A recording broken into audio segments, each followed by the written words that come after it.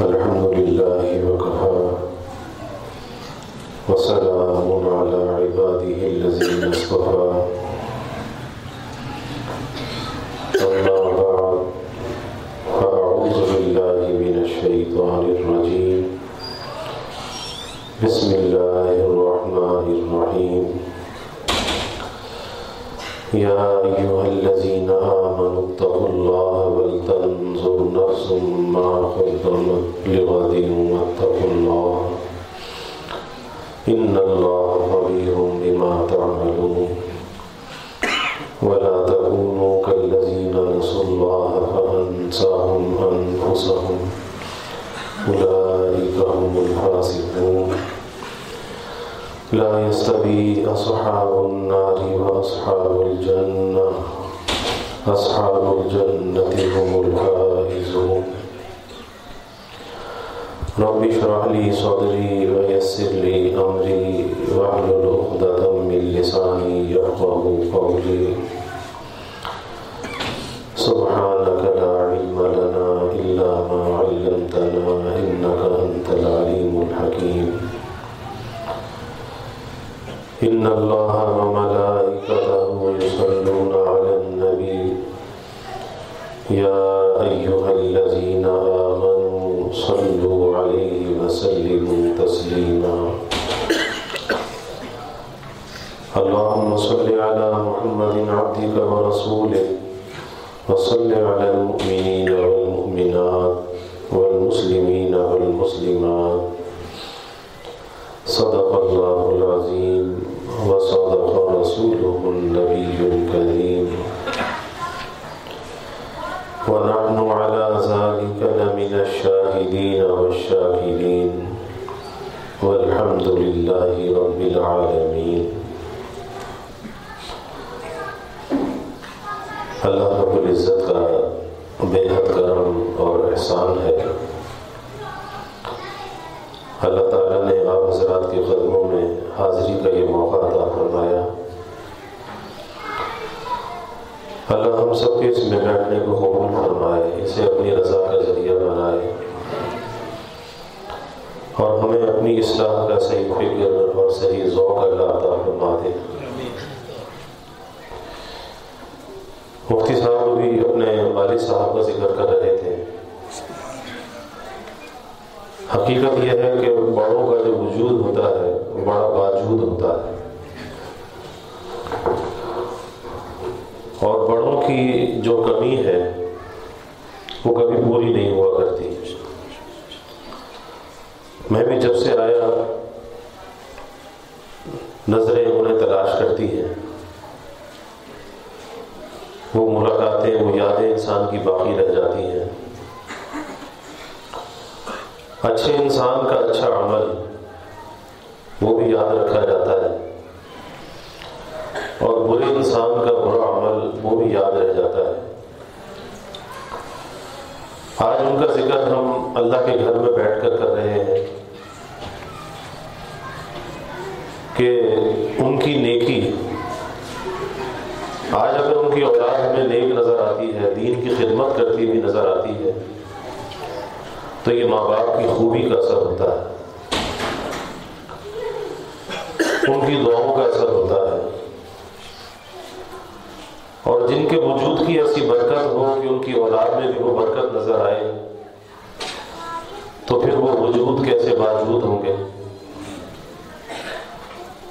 اور اللہ دنیا میں دکھا دیتا ہے کہ بظاہر تو ایک عامی آدمی تھے، کوئی عالم نہیں تھے، کوئی مفتی نہیں تھے، کوئی بڑے مبلغ نہیں تھے، ایک عامی انسان تھے، لیکن اللہ کی یاد کے ساتھ، اللہ کے ذکر کے ساتھ ایسا شغف تھا کہ اللہ نے قابل رشک موت عطا فرمائی۔ قابل رشک موت، ایسی موت کہ جس کی ہر انسان تمنا کرتا ہے کہ اسے ذکر والی موت نصیب ہو، کلمے والی موت نصیب ہو، اللہ کو یاد کرتا کرتا دنیا سے جائے۔ یہ جو قابل رشک موت ہے نا، یہ اسی کو ملتی ہے جس کی زندگی قابل رشک ہوتی ہے۔ اگر ہم یہ چاہتے ہیں کہ ہماری موت قابل رشک ہو، کیونکہ بعض موتیں ایسی ہوتی ہیں کہ جس کو دیکھ کر انسان کے دل میں یہ تمنا ہوتی ہے کہ کاش ہماری موت بھی ایسی موت ہو۔ انسان تمنا کرتا ہے، اچھی تمنا ہے، کرنی چاہیے، لیکن یاد رکھیے کہ نری تمنا سے کچھ نہیں ہوا کرتا۔ اس تمنا اور اس آرزو کو حاصل کرنے کے لیے انسان کو کچھ کرنا پڑتا ہے۔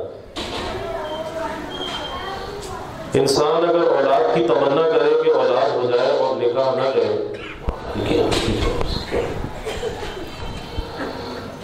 تو ظاہر ہے کہ بغیر نکاح کی اولاد کیسے ہوگی؟ نکاح کرے گا،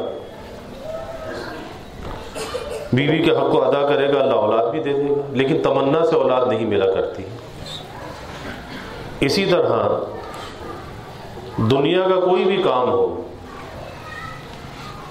ہم یہ دیکھتے ہیں کہ انسان اس کے لیے صرف تمنا نہیں کرتا، آرزو نہیں کرتا، بلکہ اس چیز کو حاصل کرنے کے لیے کوشش شروع کرتا ہے۔ اور اگر کوئی نری تمنا ہی دل کے اندر رکھے تو کہتے ہیں بے وقوف، ایسے وہ چیز کیسے حاصل ہوگی، کیسے اپنی منزل کو پائے گا؟ کچھ کرے گا تو جب منزل پہ پہنچے گا۔ تو دنیا کے معاملے میں ہمارا معیار یہ ہے کہ جس چیز کو حاصل کرنا چاہتے ہیں اس کی صرف تمنا نہیں کرتے بلکہ اس کے لیے کوشش بھی کرتے ہیں۔ اسی طرح ہر انسان کے دل میں یہ تمنا ہے اس کا خاتمہ اچھا ہو، اس کی خبر اچھی ہو، اس کا حشر اچھا ہو، آخرت کی سزا سے وہ بچ جائے، جنت اسے حاصل ہو جائے، جنت کی نعمتوں میں، راحتوں میں پہنچ جائے۔ ہر ایمان والے دل کے اندر یہ تمنا موجود ہے۔ تو تمنا تو بہت اچھی ہے، لیکن حاصل کس طرح سے ہوگی؟ کیا نری تمنا کرنے سے اس کی خواہش پوری ہو جائے گی؟ نہیں بھائی، اس کے لیے کچھ کرنا پڑے گا۔ اور جو نری تمنا امید لگا کر تو بیٹھا ہے لیکن اس کے لیے کوشش اگر وہ نہیں کر رہا تو ظاہر ہے کہ پاگل پن کے اندر مبتلا ہے۔ اسی لیے اللہ تعالیٰ فرماتے ہیں یا ایھا الذین آمنوا اتقوا اللہ، اے ایمان والو اللہ سے ڈرو، تقوی اختیار کرو۔ وَلْتَنْظُرْ نَفْسٌ مَا قَدَّمَتْ لِغَدٍ، کہ ہر انسان، ہر جی، ہر جان یہ سوچ لے، ہر نفس یہ سوچ لے کہ وہ جو کل آنے والی ہے اس کل کے لیے اس نے کیا کیا ہے۔ دنیا کے اندر ہمیں کل کی فکر ہوتی ہے، کل ہم نے کیا کام کرنا ہے، کل ہم نے کہاں سے کمانا ہے، کہاں سے کھانا ہے، اپنی فکر ہوتی ہے، اپنی اولاد کی فکر ہوتی ہے، اور اس آنے والی کل کے لیے لمبے لمبے منصوبے انسان بنا رہا ہوتا ہے۔ لیکن اس لمبے لمبے منصوبوں کے بنانے میں اس بات کو بھول جاتا ہے کہ زندگی کی شام بھی ہونی ہے اور اس کل اللہ کے سامنے پیش بھی ہونا ہے۔ تو جہاں دنیا کی اتنی لمبی پلاننگ ہے، اتنے منصوبے ہیں کہ خواہشات کا نہ ختم ہونے والا سلسلہ ہے۔ کیا چیز ہے؟ کہ دنیا کے اندر راحت سے گزر جائے، دنیا کے اندر عزت کے ساتھ گزر جائے، نعمتوں کی فراوانی ہو، نعمتوں کی کشادگی ہو، اولاد بھی اچھی مل جائے، بیوی بھی اچھی مل جائے، کاروبار بھی اچھا مل جائے۔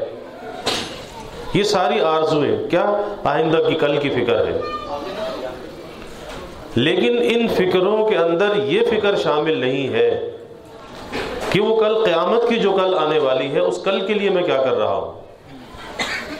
ان فکروں میں یہ فکر شامل نہیں ہے، اور ظاہر ہے کہ وہ کل آنی ضرور ہے، جبھی تو اللہ نے متوجہ کیا ہے کہ تم دنیا کی کل کا سوچتے ہو کہ کل کیا کیسے گزر بسر ہوگا، اور یہ دنیا کی کل جو ہے اس کا تو ذمہ اللہ نے لیا ہے۔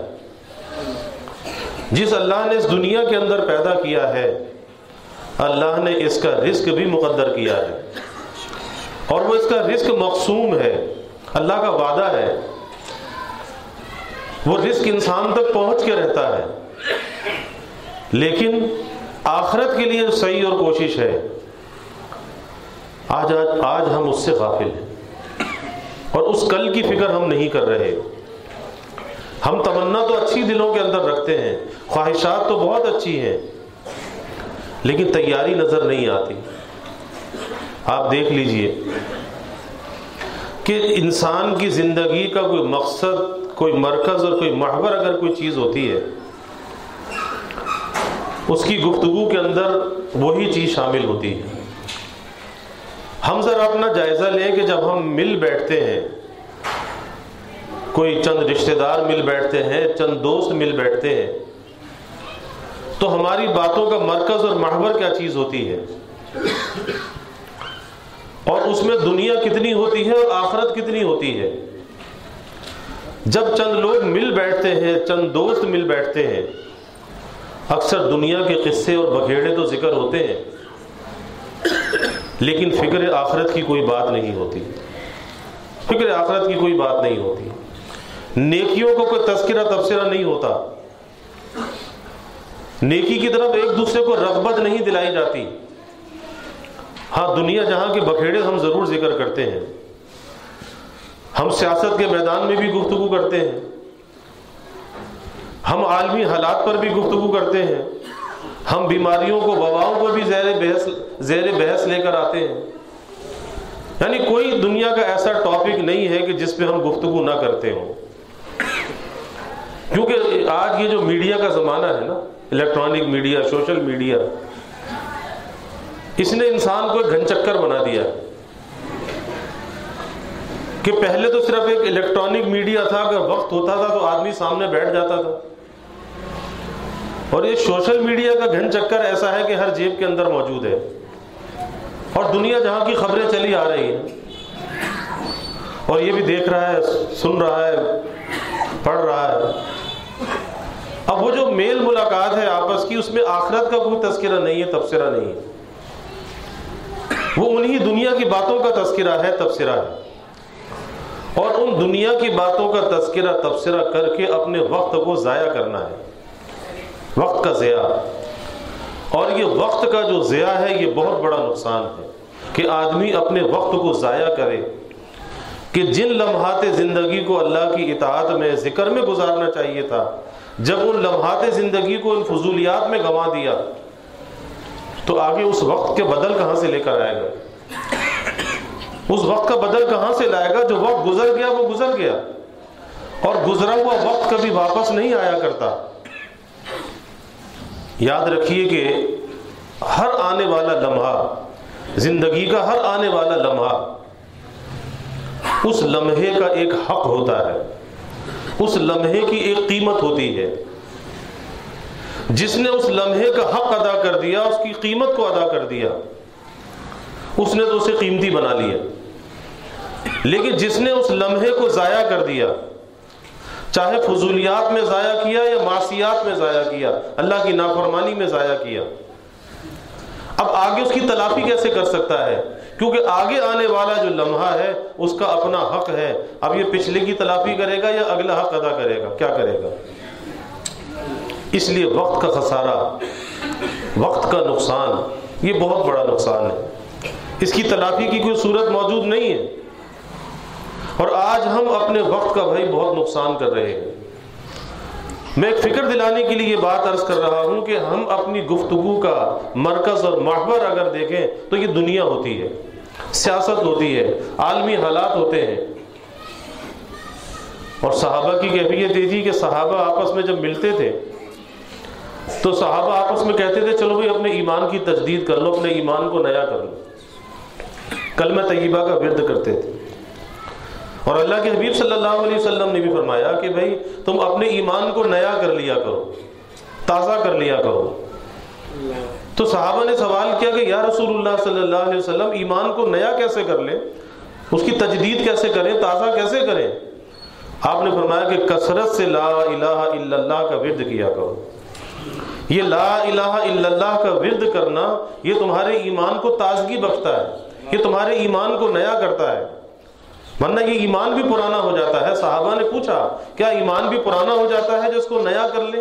آپ نے فرمایا کہ ہاں، یہ ایمان بھی پرانا ہو جاتا ہے، بوسیدہ ہو جاتا ہے، اور اس کو نیا کرنے کا طریقہ یہی ہے کہ لا الہ الا اللہ کثرت سے کہا کرو۔ آج ہم میں کتنے لوگ ہیں کہ جو فکر کے ساتھ کلمہ طیبہ کا ورد کرتے ہوں؟ کتنے لوگ ہیں؟ یہ کلمہ طیبہ لا الہ الا اللہ بہت چھوٹا سا کلمہ ہے، لیکن اللہ کے یہاں اس کی قیمت بہت بڑی ہے۔ کلمہ تو بہت چھوٹا سا ہے، لیکن اس کی قیمت کتنی بڑی ہے کہ حدیث میں آتا ہے کہ قیامت کے دن اللہ تعالی جتنے بھی انسان کے اعمال ہیں اس کا ثواب، اس کا صلہ تول کر دیا جائے گا، میزان عمل میں رکھا جائے گا۔ لیکن یہ لا الہ الا اللہ کا کلمہ اتنا بڑا کلمہ ہے کہ یہ میزان عمل میں نہیں آ سکتا، اسے میزان عمل میں نہیں تولا جائے گا، اس کا ثواب الگ سے دیا جائے گا۔ اور یہ لا الہ الا اللہ کیا ہے؟ یہ ہماری زندگی کا پورا دستور العمل ہے کہ جب ہم لا الہ الا اللہ زبان سے کہتے ہیں، دل سے اس کی تصدیق کرتے ہیں کہ نہیں ہے کوئی معبود سوائے اللہ کے،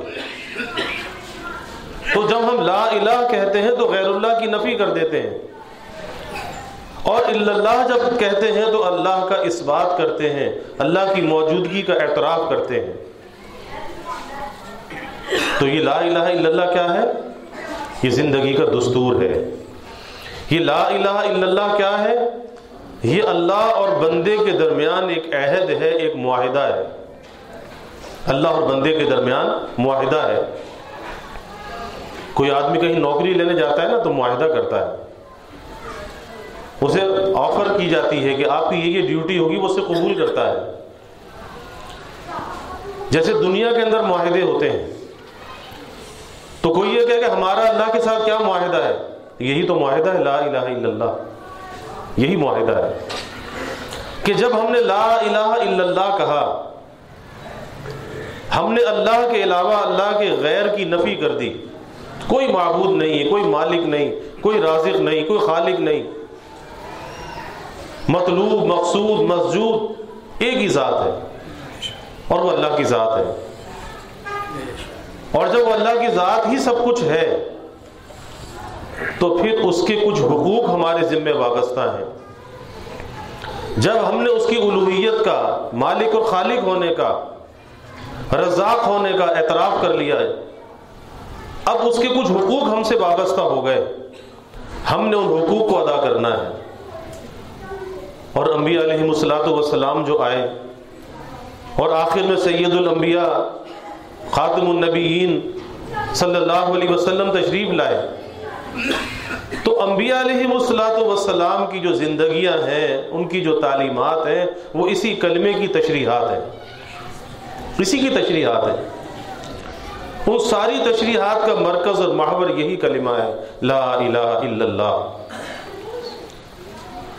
آج اگر ہم پڑھتے بھی ہوں تو بے دھیانی سے پڑھ جاتے ہیں، اس کی معنی کے اندر، مطالب کے اندر غور نہیں کرتے کہ یہ اللہ سے وفا کا عہد ہے۔ اور وفا کسے کہتے ہیں؟ وفا کسے کہتے ہیں؟ وفا اسے کہتے ہیں کہ جس کے ساتھ وفاداری کا عہد کیا جائے، پھر اس کی مرضی کے خلاف کوئی کام نہ کیا جائے۔ جیسے حکومتیں ہوتی ہیں، حکومتوں کا آئین ہوتا ہے، قانون ہوتا ہے، اور جو جس ملک کا شہری ہوتا ہے اس کے لیے لازم ہوتا ہے کہ اس ملک کے قانون کا، آئین کا وفادار ہو، اس آئین اور قانون کا ماننے والا ہو۔ قادیانی کو کافر کیوں کہتے ہیں؟ اس لیے کہتے ہیں کہ وہ ملک کا بھی دشمن، اسلام کا بھی دشمن، کہ وہ اس ملک کے آئین کو نہیں مانتا، اس ملک کے قانون کو نہیں مانتا، کہ آئین یہ کہتا ہے کہ وہ مسلمان نہیں ہے، اس کے عقائد ایسے ہیں، تو ملک کا بھی دشمن ہے، آئین پاکستان کا بھی وہ دشمن ہے۔ تو ملکوں کے اندر بھی اس بات کو دیکھا جاتا ہے، حکومتوں میں بھی اس بات کو دیکھا جاتا ہے کہ کون اس ملک کے قانون کو ماننے والا ہے۔ جو اسے ماننے والا ہے وہ وفادار کہلاتا ہے، اور جو اس قانون کو نہیں مانتا وہ باغی کہلاتا ہے۔ اور بغاوت کی سزا ہمیشہ کیا ہوتی ہے؟ ہمیشہ کی اسے قید ہوتی ہے، ملک بدری ہوتی ہے، یہ ہمیشہ کی سزا اسے ہوتی ہے، یا اس کی گردن زنی کر دی جاتی ہے۔ تو اسی طرح اللہ کے ساتھ جو ہمارا تعلق ہے وہ ایک حلف پر مبنی ہے، ہم نے اللہ سے وفاداری کا حلف اٹھایا ہے۔ اب دیکھنا چاہیے، ہم میں سے ہر شخص کو اپنا جائزہ لینا چاہیے، اور ہمارا یہ مل بیٹھنا ایک فکر کے لیے ہے، کیا ہم اس وفاداری کا حق ادا کر رہے ہیں؟ اور اس وفاداری کا حق یہ ہے کہ ہماری زندگی کے اندر اللہ کی اطاعت اور بندگی کتنی ہے، اور اللہ کی نافرمانی زندگی کے اندر کتنی ہے۔ کیونکہ وفادار وہ ہے کہ جس کی زندگی میں اپنے مالک سے وفا ہو، اس کی نافرمانی نہ ہو، اس کی خلاف ورزی نہ ہو۔ حضرت لقمان کا واقعہ آتا ہے کہ کسی کے باغ میں ملازم تھے، کسی کے غلام تھے۔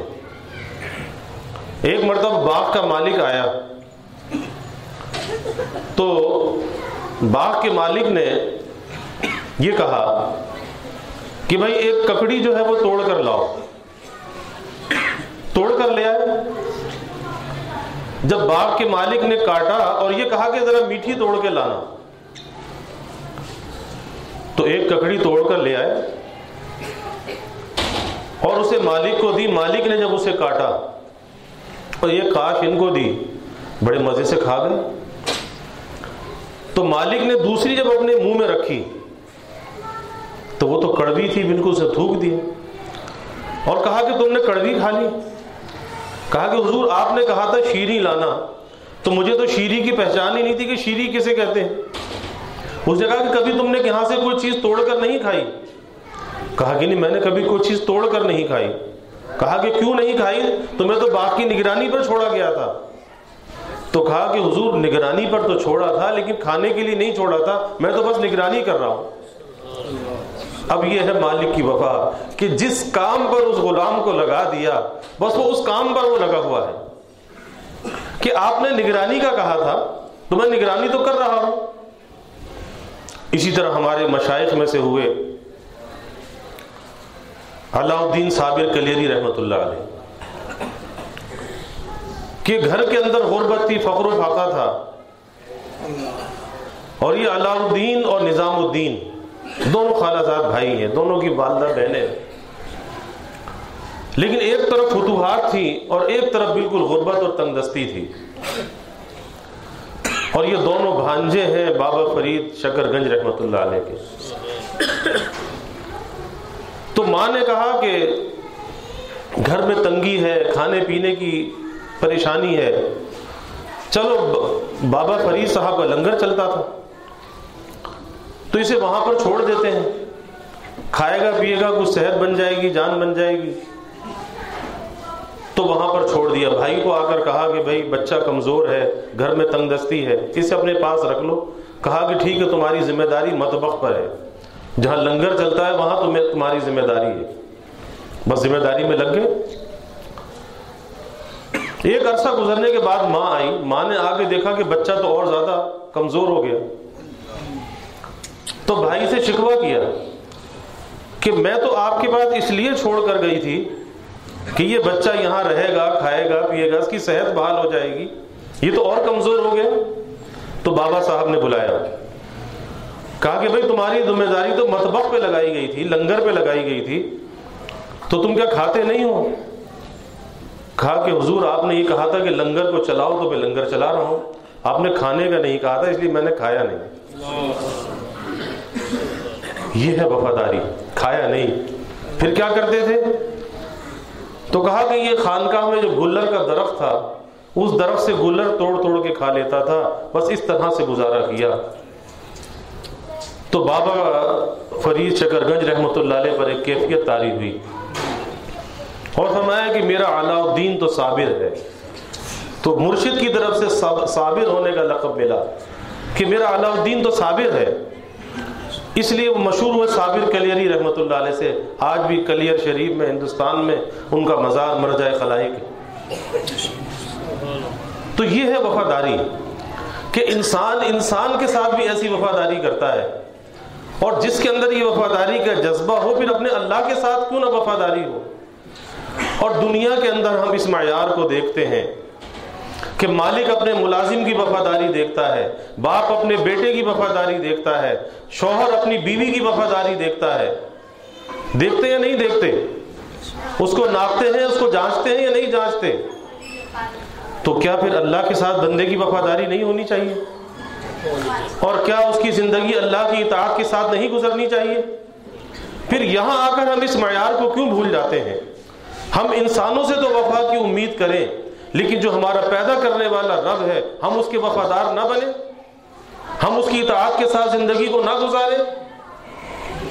اور اگر نہ گزارا تو زندگی تو گزر جائے گی، گزر رہی ہے. یہ تو ایک ایسا آب رواں ہے، بہتا ہوا پانی ہے کہ یہ گزر جائے گی. پانی کا بلبلا جیسے اٹھتا ہے ختم ہو جاتا ہے. بس یہی زندگی کی مثال ہے کہ بہت لمبی چوڑی زندگی نہیں ہے. لیکن اللہ نے ہمیں ہوشیار کر دیا، وَلْتَنْظُرْ نَفْسٌ مَا قَدَّمَتْ لِغَدٍ، کہ پھر سوچ لو کل اللہ کے سامنے بھی پیش ہونا ہے، اور اس کل کے لیے تم نے کیا تیاری کی ہے. اور اس کل کے لیے وہی تیاری کرے گا جو اپنے مولا کا، اپنے مالک کا وفادار ہوگا. اور وفاداری صرف زبان سے کسی کہنے کا نام نہیں ہے. وفاداری کا جو اظہار ہے وہ انسان کے عمل سے ہوتا ہے، کہ وہ اپنے عمل سے ظاہر کرتا ہے کہ یہ کتنا اپنے مالک کا وفادار ہے. اور اس وفاداری کی بڑی علامت یہ ہوتی ہے کہ ہر چیز میں، ہر کام میں وہ اپنے مالک کی خوشنودی کو مقدم رکھتا ہے. اس کا نفس کچھ کہتا ہے، جی کچھ کہتا ہے، ماحول کچھ کہتا ہے، دوست کچھ کہتا ہے، شیطان اسے بہکاتا ہے، لیکن وہ کہتا ہے کہ نہیں، میرا اللہ ناراض ہو جائے، میں یہ کام نہیں کرتا. اس کے اندر ایک کشمکش ہوتی ہے، کیونکہ نفس بھی انسان کے ساتھ لگا ہوا ہے، شیطان بھی اس کا دشمن ہے، ماحول بھی اس کا دشمن ہے. کتنا پرفتن یہ زمانہ ہے، پر آشوب یہ ماحول ہے. یہ ساری چیزیں اسے اس کی وفا سے ہٹانا چاہتی ہیں. لیکن جس کے دل کے اندر اس عہد کی پاسداری ہوتی ہے، اپنے اللہ کا یقین ہوتا ہے، وہ اللہ کی دوستی کو پسند کرتا ہے، تو پھر وہ نفس کی بھی ٹھکرا دیتا ہے، شیطان کی بھی ٹھکرا دیتا ہے. اور اسی ماحول کے اندر رہتے ہوئے ہمیں ہر قسم کے لوگ نظر آتے ہیں. ہمیں وفادار بھی نظر آتے ہیں. کون سے وفادار؟ اپنے رب سے وفا کرنے والے، اپنے رب سے کیے گئے عہد کو نبھانے والے. ہمیں اسی ماحول کے اندر نظر آتے ہیں کہ ادھر اللہ کا منادی مسجد سے پکارتا ہے، یہ صبح بستر چھوڑ کے کھڑا ہو جاتا ہے، یہ سیدھا اللہ کے گھر پہنچ جاتا ہے. کیوں؟ کہ اللہ کی طرف سے جب بلاوا ہے، دعوت ہے. بادشاہ اگر کسی کو بلائے تو آدمی دوڑ کے جاتا ہے. کوئی حاکم، ادنا سا حاکم کسی کو دعوت دے دے تو آدمی پھولے نہیں سماتا، دوڑ کے جاتا، جی فلاں کی دعوت ہے، فلاں نے بلایا. اور یہ تو احکم الحاکمین کا دربار ہے، تمام بادشاہوں کا بادشاہ، اس کا یہ دربار ہے. اور اس کی طرف سے جب دعوت آئے تو انسان ٹس سے مس بھی نہ ہو، اس کے اندر کوئی ہلچل بھی پیدا نہ ہو. جبکہ اللہ کے حبیب صلی اللہ علیہ وسلم کی یہ کیفیت تھی. ام المومنین سیدہ عائشہ صدیقہ رضی اللہ عنہ فرماتی ہیں کہ آپ صلی اللہ علیہ وسلم گھر میں تشریف فرما ہوتے، گھر والوں کی دل جوئی کر رہے ہوتے، گھر والوں کے ساتھ مشغول ہوتے، لیکن جب حضرت بلال کی اذان کی آواز کانوں میں پڑتی تو فرماتی پھر یہ کیفیت ہوتی کہ جیسے ہمیں پہچانتے نہیں ہیں. پھر یہ کیفیت ہو جاتی کہ جیسے ہمیں پہچانتے نہیں ہیں. اور ایک ایمان والے بندے کی زندگی ایسی ہی ہونی چاہیے کہ جس وقت جس چیز کا حق ہو اس وقت اس کے حق کو ادا کرنا. ایک وقت ہے آدمی اپنی تجارت کے حق کو ادا کرتا ہے، ایک وقت ہے آدمی اپنی ملازمت کے حق کو ادا کرتا ہے، اپنی بیوی کے حق کو ادا کرتا ہے، اپنی اولاد کے حق کو ادا کرتا ہے، لیکن ان تمام حقوق پر پھر ایک حق مقدم ہے، وہ اللہ کا حق ہے کہ جب اللہ کے حق کی ادائیگی کا وقت آ جائے پھر اسے ساری چیزوں کو چھوڑ کر اللہ کے حق کو ادا کرنا چاہیے۔ یہ اس کے ایمان کا تقاضا ہے، اس کے کلمے کا تقاضا ہے، یہ اللہ سے وفا کا تقاضا ہے کہ پھر اس کے حق کو ادا کرنا چاہیے۔ آج ہم تو تعویلیں کرنے لگتے ہیں کہ اگر دکان چھوڑ کر گئے تو کوئی گاہک نہ چلا جائے، تو گاہک روزی دیتا ہے، رازق کون ہے؟ اللہ رازق ہے، روزی دینے والی ذات تو اللہ کی ہے، اور تم نے وہ دکان، وہ روزی کا ذریعہ تو اللہ نے تمہیں دیا تھا، تو تم نے اسے مؤثر سمجھ لیا، تم دکان کو چھوڑنے کے لیے تیار نہیں۔ اسی طرح گھروں کے اندر خواتین کی کیفیت ہوتی ہے کہ اکثر گھروں میں نماز کی پابندی کا اہتمام خواتین نہیں کرتی، اور اگر نماز پڑھتی ہیں تو بہت تاخیر کے ساتھ۔ بھئی مردوں کے لیے تو یہ بھی پابندی ہے کہ انہیں جماعت سے نماز پڑھنی ہے، لیکن خواتین کو تو اول وقت گھروں میں نماز پڑھنی چاہیے۔ لیکن آج گھروں کے اندر نماز کا ماحول نہیں ہے، ذکر اور تلاوت کا ماحول نہیں ہے۔ افسوس کے ساتھ یہ بات کہنی پڑتی ہے، کیونکہ ہماری دینی مائیں بہنیں بھی یہاں پر موجود ہیں، کہ آج گھروں کے ماحول کو ہم نے دینی ماحول نہیں بنایا۔ آج گھروں میں صبح سے لے کے شام تک ٹیلی ویژن کی لعنت جو ہے، وہ گانا باجا، ڈرامے، فلمیں، آج سارا دن وہ چلتے ہیں کہ صبح اٹھے تو ٹیلی ویژن کو آن کر دیا، اب اس میں کوئی اچھی چیزیں آتی ہیں؟ یہی گانا باجائے، موسیقی، یہی لعنتیں ہیں نا۔ اور جہاں پر یہ لعنت ہوگی وہاں پر اللہ کی رحمت کیسے آئے گی؟ یہی وجہ ہے کہ ہم نے اپنے گھروں کو شیاطین کے اڈے بنا رکھا ہے، کہ جہاں پر یہ لعنت ہوتی ہے، گانا باجا، موسیقی، یہ شیاطین کی غذا ہے، نجس چیز ہے، ناپاک چیز ہے، اور نجس اور ناپاک چیز شیاطین کی غذا ہوتی ہے۔ وہاں پہ شیاطین کا اجتماع ہوتا ہے، اور جہاں شیاطین کا اجتماع ہوتا ہے پھر وہاں گھروں میں محبتیں، الفتیں نہیں ہوتی، پھر گھروں میں انتشار ہوتا ہے، کیونکہ شیاطین کا کام یہ ہے انسانوں کے درمیان اختلاف کا پیدا کرنا، لڑائی جھگڑے کا پیدا کرنا۔ آج گھر گھر کے اندر لڑائی ہے، گھر گھر میں نا اتفاقی ہے۔ وجہ یہی ہے کہ ہم نے اپنے گھروں میں شیاطین کو تو داخل کیا، فرشتوں کو داخل نہیں کیا۔ فرشتے تو گھر میں جب آتے کہ جب گھروں میں یہ گانا باجا، موسیقی نہ ہوتا، یہ نجس چیزیں نہ ہوتی، بلکہ اللہ کا ذکر ہوتا۔ حدیث شریف میں آتا ہے، اللہ کے حبیب صلی اللہ علیہ وسلم نے فرمایا کہ جس گھر میں کسی جاندار کی تصویر ہو، یا اس گھر میں کتا ہو، یا کوئی ناپاک مرد اور عورت وہاں پر ہو، اس گھر میں رحمت اور برکت کے فرشتے داخل نہیں ہوتے۔ تو ٹیلی ویژن میں کیا تصویریں نہیں ہوتی تو کیا ہوتا ہے؟ تصویریں ہی ہوتی ہے نا، اور فوج قسم کی تصویریں ہوتی ہیں۔ اور یہ موبائل میں کیا ہوتا ہے، فیس بک پر کیا ہوتا ہے، یوٹیوب پر کیا ہوتا ہے۔ تو جب گھروں کے ماحول کو ایسا بنا رکھا ہے کہ وہ گھر کم ہے اور سینما زیادہ ہے، پھر وہاں پر اللہ کی رحمت کے فرشتے کیسے آئیں گے؟ پھر وہاں تو شیاطین ہوں گے، اور شیاطین جہاں پر ہوں گے بے برکتی ہوگی۔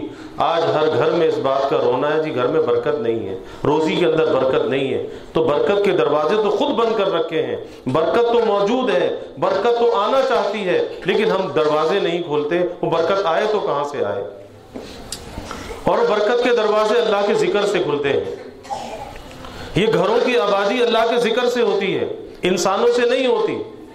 جس اللہ کے ذکر کو ہم نے چھوڑ رکھا ہے، کیونکہ جن جگہوں پر اللہ کا ذکر کیا جاتا ہے وہ جگہیں آسمان کے فرشتوں کو ایسی نظر آتی ہیں جیسے زمین والوں کو ستارے نظر آتے ہیں چمکتے ہوئے۔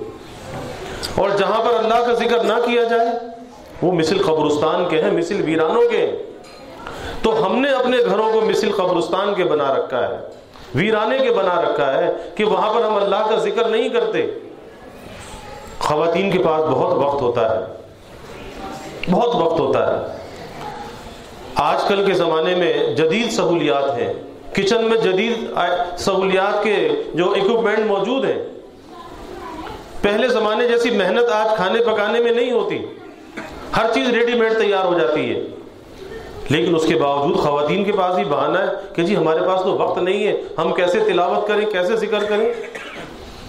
حکیم الامت حضرت تھانوی رحمۃ اللہ علیہ کو حضرت کے ایک مرید نے خط لکھا اور اس خط میں کچھ اپنے احوال لکھے اور پھر اس کے بعد اپنی بیوی کا ذکر کیا کہ میری بیوی گھر کے کام کاج کو کرتے ہوئے، روزمرہ کی ذمہ داری انجام دیتے ہوئے، بچوں کو سنبھالنا، کھانا پکانا، ساری ذمہ داری، اور آج جیسی سہولیات نہیں تھی، 100 سال پہلے کی بات کر رہا ہوں، اس وقت سوئی گیس نہیں تھا، تو سارے کاموں کو انجام دیتے ہوئے کہا کہ وہ 24,000 مرتبہ اس میں ذات کا ذکر کر لیتی ہے، 24,000 مرتبہ اللہ اللہ اللہ، یہ ہے۔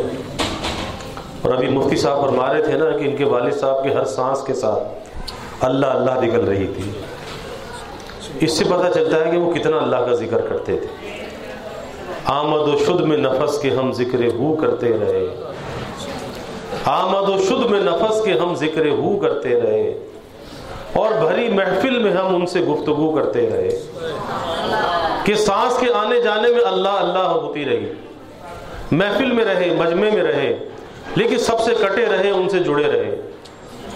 یہ اللہ کے مقبول ہوتے، اللہ کے پیارے، کہ سانس کے آنے جانے میں اللہ اللہ اللہ۔ اس سے پتہ چلتا ہے کہ زندگی میں کتنی اللہ اللہ تھی۔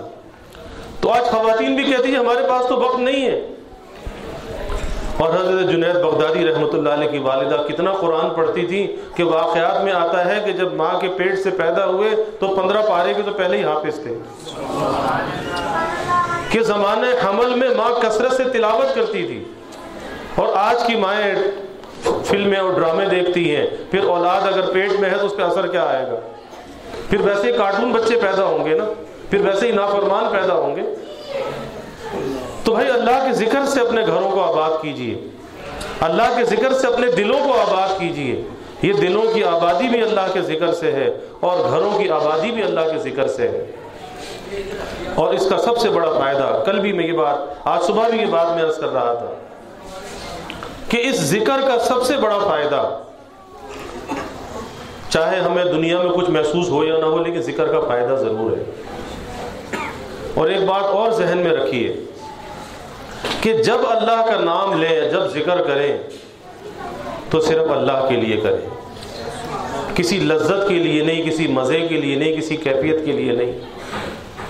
آج بہت سے لوگ اگر ذکر شروع کرتے ہیں اور اس میں اگر لذت آتی ہے، مزہ آتا ہے تو کرتے ہیں، اگر نہیں آتی تو چھوڑ دیتے ہیں۔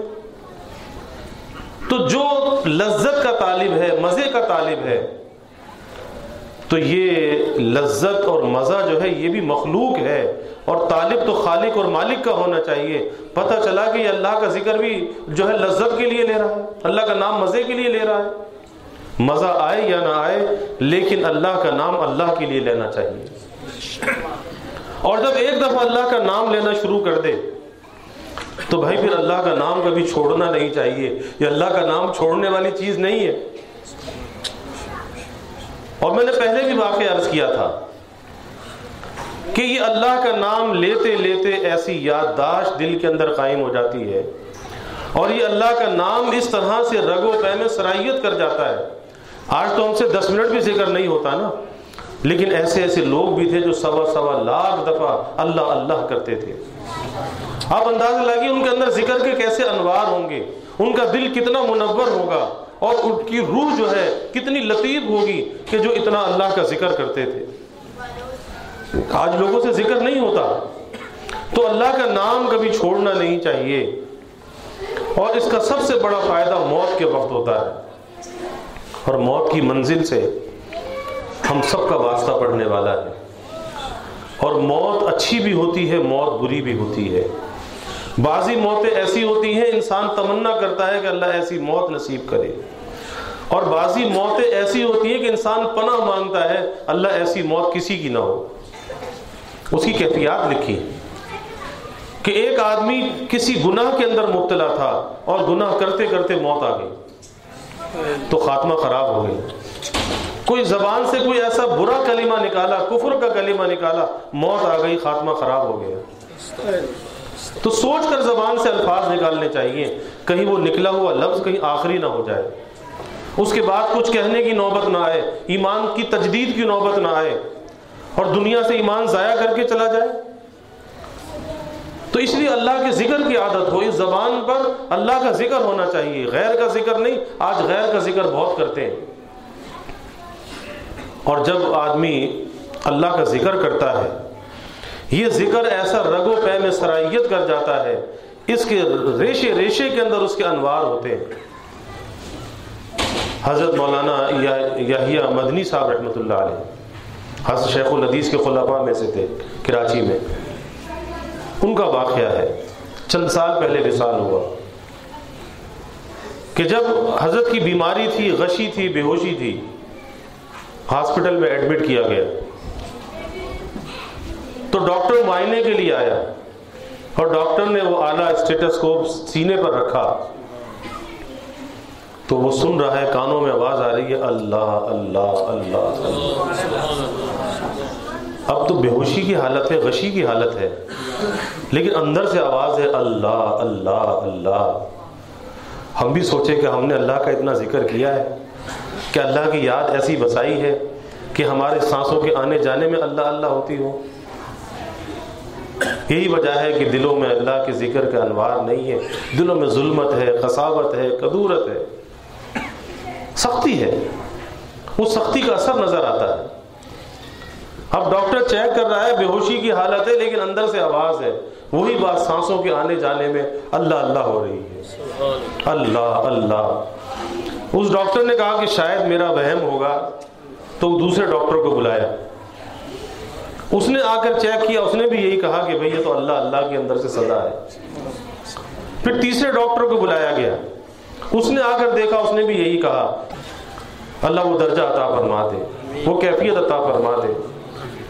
اور بھائی جہاں ذکر کے حلقے ہیں، ذکر کے حلقے، اس کی بڑی قدر کرنی چاہیے کہ آپ خوش قسمت ہیں کہ یہاں بھی ہفتے بعد مجلس ذکر ہوتی ہے، معمولات ہوتے ہیں۔ تو کیا اتنا بھی فرصت نہیں، اتنا بھی وقت نہیں کہ آدمی ایک ہفتے میں تھوڑا وقت نکال کر اس مجلس ذکر میں شریک ہو جائے؟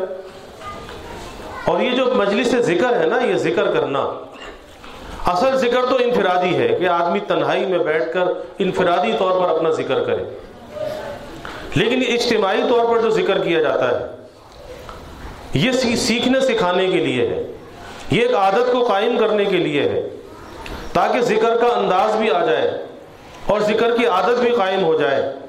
اور جب آدمی اپنے گھر میں جائے تو گھر میں تنہائی میں بیٹھ کر اللہ اللہ کرے، اور گھر کا ہر فرد اللہ اللہ کرے، قرآن مجید کی تلاوت ہو، ذکر ہو، لا الہ الا اللہ کا ورد ہو، استغفار ہو، درود پاک کا اہتمام۔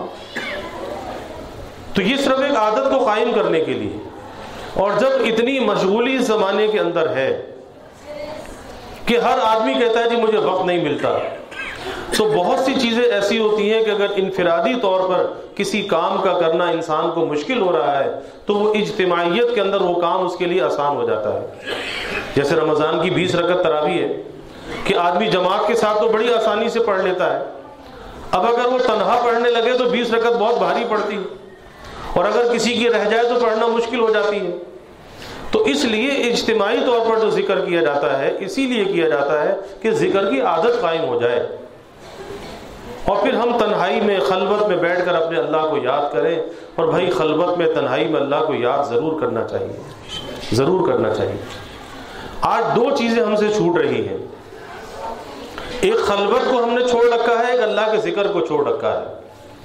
اگر ہم اپنے اکابر کی تاریخ کو دیکھتے ہیں، وہ میں سب سے بڑا سبق ہمیں یہ ملتا ہے کہ وہ تمام لوگوں کے ساتھ رہتے ہوئے، سب کے حق کو ادا کرتے ہوئے، لیکن تنہائی میں بیٹھ کر اپنی روح کی غذا کا اہتمام ضرور کرتے تھے، اور خلوت میں بیٹھ کر وہ مراقبہ اور محاسبہ ضرور کرتے تھے۔ تو دو چیزوں کا اہتمام ضرور کرنا چاہیے، ایک تو خلوت کو اختیار کرنا چاہیے، اور اس خلوت میں بیٹھ کر اپنا محاسبہ اور مراقبہ کرنا چاہیے۔ محاسبہ تو یہ کہ اپنا احتساب، اپنے آپ سے سوال و جواب، اپنا محاسبہ کرنا چاہیے، اللہ کی نعمتوں پر اللہ کا شکر ادا کرنا چاہیے، اور اگر کوئی نافرمانی ہو گئی، خطا ہو گئی، اللہ سے معافی مانگنی چاہیے، اور روزانہ کرنا چاہیے، اور روزانہ اللہ سے اپنا معاملہ صاف کر کے سونا چاہیے، کہ رات کو سونے سے پہلے آدمی چند منٹ کے لیے اپنا احتساب کرے کہ میں نے دن کیسے گزارا، اللہ کی نعمتیں برتی ہیں، استعمال کی ہیں، کتنی اللہ تعالیٰ کی نعمتیں ہیں، کیا ان نعمتوں کا یہ حق ہے کہ اس کی نافرمانی کی جائے، اس کی نعمتوں کی ناقدری کی جائے؟ تو رات کو سونے سے پہلے اپنا محاسبہ، اپنا احتساب، اور دوسرا ہے مراقبہ۔ مراقبہ کہتے ہیں کہ سر جھکا کر کسی چیز کو سوچنا، کسی گہری سوچ کو سوچنا، اور وہ مراقبہ، ایک مراقبہ ایسا ہمیں تعلیم کیا اللہ کے حبیب صلی اللہ علیہ وسلم نے کہ اگر انسان اس مراقبے کو اختیار کر لے اس کی ساری غفلتیں دور ہو جاتی ہیں، اور وہ مراقبہ موت ہے، اپنے مرنے کو یاد کرنا، اپنی موت کو یاد کرنا کہ موت کا وقت کیسا وقت ہے، کیسا قسم پرسی کا وقت ہے کہ جب وہ وقت آتا ہے پھر کوئی کسی کو نہیں بچا سکتا، پھر ہمارے پیارے ہماری ہاتھوں میں جان دے دیتے ہیں اور انسان کھڑا دیکھتا رہ جاتا ہے۔ انسان کے پاس اسباب بھی ہوتے ہیں، سب کچھ ہوتا ہے، لیکن اس جانے والے کو وہ نہیں روک سکتا۔ وہ وقت ایسا وقت ہوتا ہے، اس وقت کو یاد کرنا چاہیے کہ جب انسان کی روح قبض ہوتی ہے تو پیر کے انگوٹھے سے روح نکلنا شروع ہوتی ہے اور آہستہ آہستہ اوپر کی طرف آتی ہے، اور آخر میں آ کر یہاں نر کھڑے میں آ کر وہ روح کی پھنس جاتی ہے، ایک خرخراہٹ ہوتی ہے، اور وہ خرخراہٹ موت کی خرخراہٹ ہوتی ہے۔ اور پھر ایسی حالت میں جب یہ موت کا خرخرہ شروع ہو جاتا ہے، پھر ایسی حالت میں نہ کسی کا ایمان قبول ہوتا ہے، نہ کسی کی توبہ قبول ہوتی ہے، کیونکہ وہ موت کی کیفیات کو دیکھ لیتا ہے، کچھ دوسرے عالم کی چیزوں کا مشاہدہ کر لیتا ہے۔ اس سے پہلے کافر کا ایمان قبول ہے اور گنہگار کی توبہ قبول ہے۔ تو اس وقت کو یاد کریں کہ موت کا وقت ہے، قبض روح ہے، سب بیوی بچے اعزہ اقربا پاس کھڑے ہیں، لیکن کوئی میری مدد نہیں کر سکتا۔ پھر سوچے کہ روح میری پرواز کر گئی، مجھے غسل دیا گیا، کفن دیا گیا، میری نماز جنازہ پڑھی گئی اور مجھے قبر کے گڑھے میں لٹا دیا گیا، اور پھر منکر نکیر سوال پوچھنے کے لیے آ گئے، تیرا رب کون، تیرا دین کیا، اور جو شخصیت تمہارے پاس بھیجی گئی ان کے بارے میں کیا جانتے ہو؟ لیکن میرے پاس ان سوالوں کا جواب نہیں۔ پھر اس کے بعد سوچے کہ میدان حشر قائم ہے، اللہ کے سامنے لوگوں کی پیشی ہے، اعمال کا وزن ہو رہا ہے، اب میری بھی اللہ کے سامنے پیشی ہو گئی، لیکن میرے پاس کوئی ایسا عمل نہیں ہے جو میں اللہ کے سامنے پیش کر سکوں۔ بس جب آدمی یہ سوچتا ہے کہ اس پیشی میں میرے پاس کوئی ایسی چیز نہیں ہے تو دل میں ایک ڈر، ایک خوف، ایک ندامت پیدا ہوتی ہے۔ بس اللہ سے معافی مانگ کر، توبہ کر کے روزانہ سونا چاہیے، تاکہ آئندہ کے لیے عزم کر کے، یا اللہ میں آئندہ کل تیری اطاعت کے ساتھ گزاروں گا، تیری نافرمانی کے ساتھ نہیں گزاروں گا۔ اور جب اللہ سے عہد کر کے سوئے تو آئندہ کل پھر اس عہد کی پاسداری کی کوشش کرے، اور اللہ نہ کرے اگر پھر کوئی غلطی ہو جائے پھر رات کو توبہ کر لے، اللہ سے معاملہ صاف کر لے، کیونکہ کبھی آدمی سوتا ہے، سونے کے بعد اٹھنا نصیب نہیں ہوتا، تو رات کو سونے سے پہلے اللہ سے اپنا معاملہ صاف کر کے سونا چاہیے، اللہ سے صلح کر کے سونا چاہیے۔ اور توبہ کیا ہے؟ یہ توبہ اللہ اور بندے کے درمیان یہ صلح ہے، اور اللہ تو صلح کے لیے تیار ہوتا ہے، ہم صلح کے لیے تیار نہیں ہوتے۔ اللہ تو اپنے بندے کی توبہ کا انتظار کرتا ہے، لیکن ہم توبہ کے لیے تیار نہیں ہوتے، ہم توبہ کو ٹالتے رہتے ہیں کہ ہاں ابھی کریں گے، کوئی وقت آئے گا تو کریں گے، کوئی وقت آخر آئے گا تو توبہ کر لیں گے۔ تو کس کو پتا ہے کہ آخر وقت کون سا ہے؟ ایک لمحے کا انسان کو پتا نہیں، ایک سانس کا انسان کو پتا نہیں، کون سے وقت کے انتظار میں ہے کہ آخر وقت میں توبہ کر لوں گا۔ تو بھائی خلوت اور مراقبہ اور اپنا محاسبہ، اگر انسان اس کو صرف اختیار کر لے اور تنہائی میں کچھ دیر اللہ کا ذکر کر لے، اس کی زندگی کے اندر انقلاب آ جاتا ہے، زندگی کے اندر تبدیلی آتی چلی جاتی ہے۔ اگر انسان سے خطا بھی ہوتی ہے، اس کا نفس اسے ملامت کرتا ہے کہ تو عجیب آدمی ہے، رات کو تو اللہ سے معافی مانگتا ہے اور صبح پھر وہی غلطی کر لیتا ہے۔ تو یہ ملامت ایسی ہوتی ہے کہ آہستہ آہستہ اس کی زندگی سے گناہ ختم ہونے لگتے ہیں، نیکیاں بڑھنے لگتی ہیں، اور ایک وقت ایسا آتا ہے کہ گناہ ختم ہو جاتے ہیں، نیکیاں باقی رہ جاتی ہیں۔ تو خلوت اور ذکر، اس کا ہمیں عادی ہونا چاہیے۔ آج تو خلوتیں بھی ناپاک ہیں، تنہائیوں کو ناپاک کر رکھا ہے، اور ایک دھوکہ لگا ہے کہ اس موبائل فون کی وجہ سے، سوشل میڈیا کی وجہ سے، کہ خلوت ہے، تنہائی ہے، دھوکہ یہ ہے کہ کوئی مجھے دیکھ نہیں رہا۔ دھوکہ ہے، ارے بھائی کوئی تجھے کیسے نہیں دیکھ رہا؟ تیرا پیدا کرنے والا رب تو دیکھ رہا ہے. اللہ تو دل کے خفیہ ارادوں کو بھی جانتا ہے, نظروں کی خیانت کو بھی پہچانتا ہے کہ اگر اس تنہائی میں خلوت میں کوئی تیرے پاس نہیں ہے لیکن اللہ تو موجود ہے. تو اس کا مراقبہ ہونا چاہیے, اللہ حاضری اللہ ناظری اللہ معی, کہ اللہ میرے ساتھ ہے, اللہ حاضر ہے, اللہ دیکھ رہا ہے. اس کا مراقبہ ہونا چاہیے. اور جب انسان کے نفس میں اگر شرارت پیدا ہو, گناہ کا تقاضا ہو, فوراً یہ استحضار قائم کرنا چاہیے کہ اللہ دیکھ رہا ہے. صرف اتنا سا اگر اپنے نفس سے کہہ دے کہ اللہ دیکھ رہا ہے, نفس سیدھا ہو جاتا ہے. فوراً رکاوٹ آ جاتی ہے کہ اگر کوئی دیکھ رہا ہے, اس کے دیکھتے ہوئے کیسے اللہ کی نافرمانی کروں, کیسے میں گناہ کے قریب چلا جاؤں. ایک مراقبہ یہ کافی ہے, ایک استحضار کافی ہے اللہ کی نافرمانی اور گناہ سے بچنے کے لیے. لیکن یہ سب کام کرنے والے کی بات ہے جو کام کرنا چاہے. اور بھائی وقت بہت تھوڑا ہے, مہلت بہت کم ہے, اب تو کام میں لگ جانا چاہیے. اس زندگی پر موت کے سائے محیط ہے. یہ زندگی جس کے لیے انسان اللہ کو ناراض کر دیتا ہے, اس زندگی کی حقیقت کیا ہے؟ موت ہے. کوئی سوال کرے بھی زندگی کی سب سے بڑی حقیقت کیا ہے, کیا حقیقت ہے زندگی کی؟ تو زندگی کی سب سے بڑی حقیقت موت ہے. اس سے بڑھ کر کوئی حقیقت نہیں. تو اس زندگی پر موت کے سائے محیط ہیں. موت سروں پہ منڈلا رہی ہے. ملک الموت روز سامنے سے گزرتا ہے, پیغام دے کے جاتا ہے کہ عنقریب واسطہ پڑھنے والا ہے, سمجھ جاؤ, کچھ کر لو. اس زندگی پر موت کے سائے محیط ہیں. اور وہ زندگی پرکیف کا عالم نہ پوچھئے, وہ زندگی کیسے مزے کی ہوگی, کیسے لطف کی ہوگی, لیکن اسے وہ مزہ ملے گا, اسے لطف ملے گا کہ جو یہاں اللہ کے ساتھ وفا کا تعلق نبھائے گا. اس کلمے کے ساتھ جو وفا ہے, عہد ہے, جو اس کو نبھانے والا ہوگا, پھر پرکیف اللہ وہ زندگی عطا فرمائے گا, وہ نعمتیں عطا فرمائے گا جس کا دنیا میں انسان تصور بھی نہیں کر سکتا. اور ایک فانی لذت ہے, ایک باقی لذت ہے. یہ دنیا کی لذت فانی ہے. اور میں حلال لذت کی بات کر رہا ہوں, حرام کی نہیں. حرام کی طرف تو نظر اٹھا کے بھی نہیں دیکھنا چاہیے کہ دنیا کی لذت فانی ہے اور آخرت کی لذت باقی ہے. تو بھائی اس فانی کے لیے اس باقی کو قربان نہیں کرنا چاہیے, اس باقی کو ترجیح دینی چاہیے. دنیا سب نے چھوڑ کے جانا ہے یا کسی نے نہیں رہنا. آگے کی منزل کی فکر ہو کہ وہاں انجام کیا ہوگا, انجام کو سوچنا چاہیے. اللہ تعالی ہمیں کثرت ذکر کی توفیق عطا فرمائے, ہمیشہ اپنا نام لینے والا بنائے, اور اپنی یاد کو اللہ ہمارے دل میں رچا بسا دے. اپنی ذات کا استحضار اللہ ہمیں نصیب فرما دے. ہر جگہ خلوت میں, جلوت میں اللہ یہ استحضار ہمیں عطا فرما دے کہ اللہ میرے ساتھ, اللہ مجھے دیکھ رہا ہے, اللہ حاضر ہے, اللہ موجود ہے, اللہ دیکھ رہا ہے. اللہ یہ استحضار ہمیں عطا فرما دے اور غفلت والی زندگی سے اللہ ہمیں بچا لے. وآخر دعوانا الحمدللہ رب العالمین. کچھ دیر ذکر کریں گے, اس کے بعد انشاءاللہ